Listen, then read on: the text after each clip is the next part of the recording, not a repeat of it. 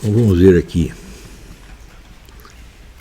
Guilherme Melo Ferraz de Siqueira. Apesar, professor, a proibição kantiana de conhecer a coisa em si tem ligação com o conceito da bifurcação e a ideia da qualidade primária e secundária da matéria, como se verifica em Newton e Galileu, sem sombra de dúvida. O Kant aprofundou esta bifurcação, as qualidades primárias e secundárias. Né? Ele chegou ao ponto, vamos dizer, de dividir o mundo entre o que nós conhecemos e o real. O real está sempre fora daquilo que nós conhecemos. Existe, no máximo, uma analogia, uma coisa parecida, o que nós imaginamos. E existe, vamos dizer, a certeza da universalidade daquilo que nós estamos dizendo. Ou seja, eu digo uma tremenda besteira, eu digo, isso aqui não conheci com nada real, mas é universal. Ou seja, você não busca mais a verdade, mas busca a universalidade. A universalidade da estupidez, obviamente. Né? Quer dizer, olha, tem muitos filósofos que eu parei de respeitar. Kant é um deles. Você imagina, eu com 20 e tantos anos lendo Kant, né? Ficava espantado com aquilo, me achava um coitado, porque dava tanto trabalho para entender aquilo, levava 3 horas para entender cada página. Né? À medida que eu fui entendendo, eu falei, mas era só isso que tinha para entender? Né? Tem filósofos que não te decepcionam. Leibniz não te decepciona jamais, mesmo quando ele está errado. A coisa vale a pena. Santo Tomás de Aquino não te decepciona jamais. Não é isso? Dan Scott, então, nem se fala. Hugo São Vitor, nem se fala. Não é isso? O Louis Lavelle não te decepciona. Né? Tem muitos assim. Mas tem outros que você vê, eles realmente dão com treta. Agora, pensa assim. Das pessoas importantes, pessoas que têm poder, que têm influência, quantas são honestas? É a maioria? Você acha possível? Não, então entre os filósofos também. A maioria é trapaceiro, prepare-se. Né? E quando você descobre um que é honesto, pô, você dá graças a Deus.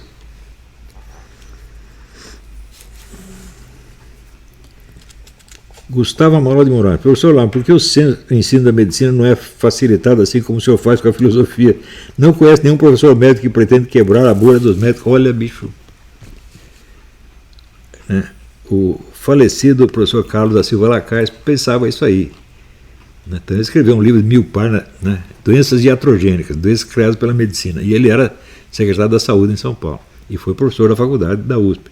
Né? É um grande professor, um grande médico, um grande pensador. Infelizmente já falecido. E escrever aquele livro deu tanto trabalho para ele que escreveu o livro e morreu.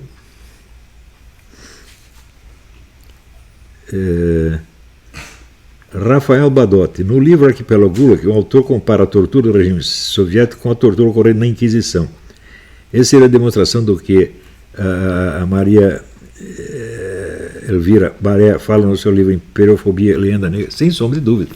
Mas você veja, o que o Solzhenitsyn sabia de Inquisição nos anos 30, 40 da União Soviética? Nada, absolutamente nada.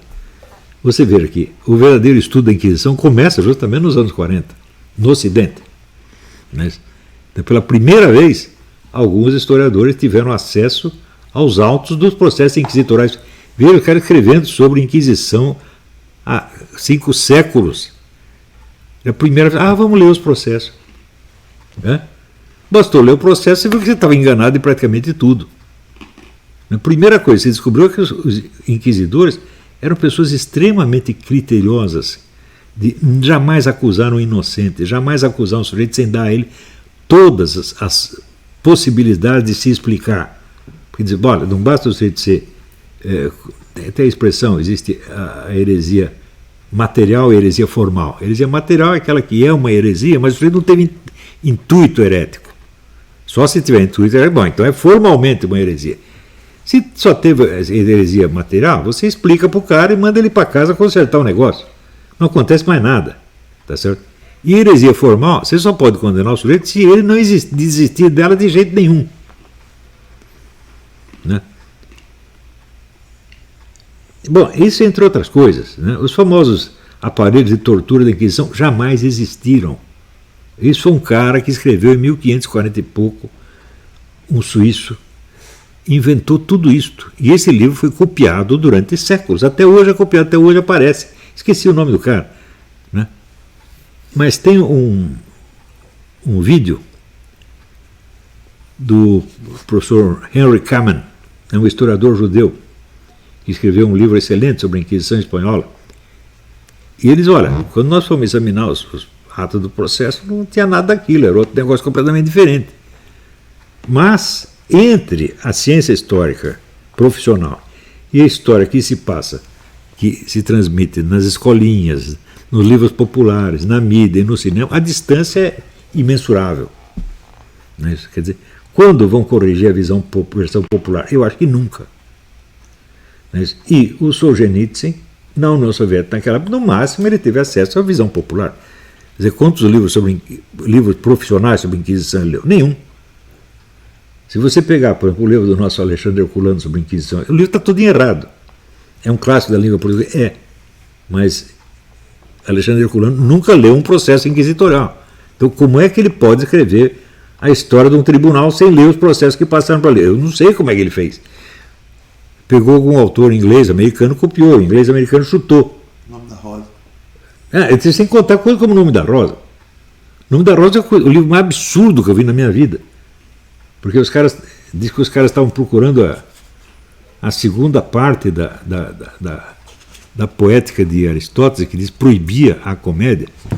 Mas como que eles podiam, em 1200, 1300, como é que eles podiam estar procurando a segunda parte da poética, se a poética só foi descoberta em 1548, 200 anos depois? A primeira parte, a tal primeira parte, e a segunda nunca se soube nada. Como é que você vai procurar a segunda parte de uma coisa que você não sabe da existência da primeira parte? Claro que é uma gozação. Esse Humberto Eco, esse é um charlatão vigarista pra caralho.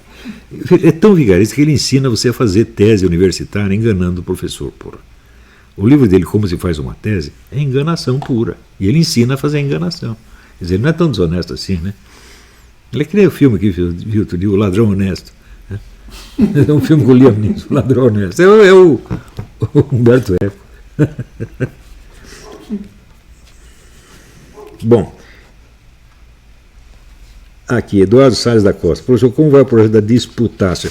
Ainda vai mal, porque eu tenho muita coisa para terminar antes disso. Esse ano eu tenho que produzir os 3 ou 4 livros baseados nos meus cursos. Cada um desses leva alguns meses. O negócio está ruim, viu? Você veja, se você pegar o Noam Chomsky tem uma equipe de 20 redatores, né? Tudo que ele fala vira livro no dia seguinte, né? Eu não tenho isso, gente. Eu tenho aqui esta amiga queridíssima que está me ajudando, né?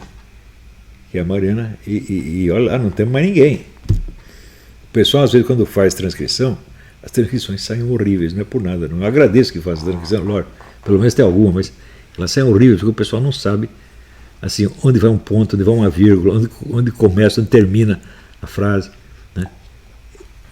Veja, na fala oral brasileira, a fala oral é muito informal demais. Isso é assim em toda parte, não é toda parte no Brasil, aqui não é assim, né?